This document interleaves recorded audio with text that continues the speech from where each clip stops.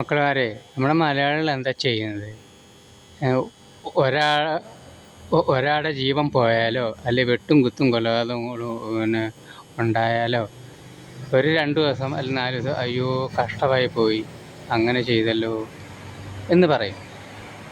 അതിന് പകരം അല്ലെങ്കിൽ ഒരു മനുഷ്യന് കഷ്ടപ്പാടുണ്ടെങ്കിൽ ആ കഷ്ടപ്പാടൊന്ന് കൈപിടിച്ച് കരകയറ്റാൻ ഒരാൾ സഹായിക്കുമോ? ഇല്ല. അതിന് പകരം റോഡ് സൈഡിലും കടകളിലൊക്കെ നിന്നിട്ട് 4 ആൾ കൂടി അവനെ എങ്ങനെ ആശ്രയിക്കാൻ പറ്റുക അതാണ് ചെയ്യുക ഇവിടെ മലയാളികൾ. ഒരാൾ സഹായിക്കില്ല. കണ്ടറിഞ്ഞ് എത്രയോ കുട്ടികളാണ് പഠിച്ചിറങ്ങി ജോലിക്ക് വേണ്ടി അവരുടെ സർട്ടിഫിക്കറ്റുമായിട്ട് ഓരോരോ ഓഫീസിൽ കയറി ഇറങ്ങുന്നത്. കിട്ടാണ്ട് വരുമ്പോഴാണ് അവർ പല മേഖലയിലും അവർ തിരിഞ്ഞു പോകുന്നത്. മയക്കുമരുന്നിലും കഞ്ചാവിലും അതിലുമൊക്കെ പോകുന്നത് എന്താ? അവർ ക്ഷമയുടെ നെല്ലിപ്പല്ലൊക്കെ ഇട്ടിട്ടാണ്. അല്ലെങ്കിൽ അവരുടെ സർട്ടിഫിക്കറ്റ് കണ്ടു കഴിഞ്ഞാൽ അവർക്ക് ജോലി കിട്ടേണ്ടതാണെങ്കിൽ ഒരാഴ്ചക്കുള്ളിലോ അല്ലെങ്കിൽ ഒരു മാസമുള്ളോ അത് കൊടുക്കാൻ നോക്കുക. അത് ചെയ്യില്ല. മാക്സിമം എങ്ങനെ അവരെ സാധാരണപ്പെട്ട മക്കളുടെ കാര്യം പറഞ്ഞ് അവരെ എങ്ങനെ കഷ്ടപ്പെടുത്തുക അതാണ് ചെയ്തുകൊണ്ടിരിക്കുന്നത്. നമ്മുടെ കേരളത്തിൽ നടന്നു വരുന്ന കാര്യമാണ് പറയുന്നത്. അല്ലേ പിന്നെ നമ്മുടെ കേരളം വിട്ടിട്ട് വേണം അവർ അന്യ സ്ഥലത്ത് ജോലിക്ക് പോകുന്നത്. ഇങ്ങനെയൊക്കെയാണ് നമ്മുടെ നാട്ടിൽ. ഒരു കൈ പിടിച്ച് കരകയറ്റാൻ ഒരാളും കാണില്ല.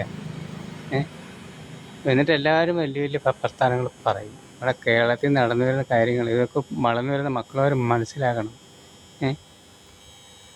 അതാണ് കേരളവും അറബിനാടുള്ള വ്യത്യാസം. നമ്മൾ പഠിച്ച ജോബ് നല്ലതാണെങ്കിൽ സർട്ടിഫിക്കറ്റ് CV ആയിട്ട് പോയി കഴിഞ്ഞാൽ ഏതെങ്കിലും കമ്പനി കൊടുത്തു കഴിഞ്ഞാൽ മലയാളി കമ്പനി അല്ലാത്ത അറബിയുടെ കമ്പനികളിൽ ഇംഗ്ലീഷ് കമ്പനിയിൽ കൊടുത്തു കഴിഞ്ഞാൽ നല്ല ഒരു കുഴപ്പമില്ല അഡ്രസ്സും കാര്യങ്ങളും ജോലിയും നല്ല ചൊവ്വാണെങ്കിൽ അവർക്ക് ഒരാഴ്ചക്കുള്ളിൽ ജോലി കിട്ടുമെന്നുള്ളതാണ്. അവിടെ ഈ ആൾക്കാരെ നോക്കിയോ അല്ലെ അവൻ പാവം പിടിച്ചവനാ അല്ലെങ്കിൽ അവൻ്റെ കളർ നോക്കി അല്ലെങ്കിൽ ജാതി നോക്കി ഒന്നുമില്ല അവിടെ. ഇതൊക്കെ കേരളത്തിലാണ്. മാക്സിമം കൊടുക്കാണ്ടിരിക്കും. അവരായിട്ട് അറബി നാട്ടിൽ പോയി ഈ വക നൂലാമാലൊന്നുമില്ല. അതാണ് മക്കളവർ പോകാൻ താല്പര്യപ്പെടുന്ന പോവുകയും ചെയ്യുന്നത്. അത് വളർന്നൊരു തലമുറകളത് മനസ്സിലാക്കണം. അത് നമ്മുടെ ഇപ്പോഴത്തെ നിയമ സംവിധാനങ്ങളെ ഇടതിനെയോ വലതിനെയോ ഒന്നും നമുക്ക് തെറ്റ് പറയേണ്ട. കാര്യം എന്താ? പണ്ട് മുതലേ നല്ലൊരു കമ്പനി നമുക്കില്ല. അതിനി ഉണ്ടാവണം. അത് പഠിച്ചിറങ്ങിക്കഴിഞ്ഞാൽ മക്കളുമാർക്ക് ജോലിക്ക് വേണ്ടി അത് ഇല്ലാത്തതിൻ്റെ പേരിൽ നമ്മൾ അവരെ കുറ്റം പറഞ്ഞിട്ട് ഒരു കാര്യമില്ല. പണ്ട് മുതലേ ഇല്ല. നല്ലൊരു 10-40,000 ഒരു 50,000 രൂപ സാലറി കിട്ടുന്നൊരു കമ്പനി നമ്മുടെ കേരളത്തിലില്ല. അതെങ്ങനെ? ഏതെങ്കിലും ബിസിനസ് മേഖലയിലുള്ള ആൾക്കാർ നമ്മുടെ നാടിൻ്റെ നന്മയും വളർച്ചയും ആഗ്രഹിച്ച് ബിസിനസ്സിന് വന്നു കഴിഞ്ഞാൽ അവർ അതായത് ഈ ഇടത്തരം സഖാക്കന്മാർ അത് ഏത് പാർട്ടിയിലല്ലോ അവരെ ഓട്ടിക്കാനല്ലേ നോക്കുക. നമ്മുടെ നാട്ടിൽ ഒന്നുമില്ലെന്ന്.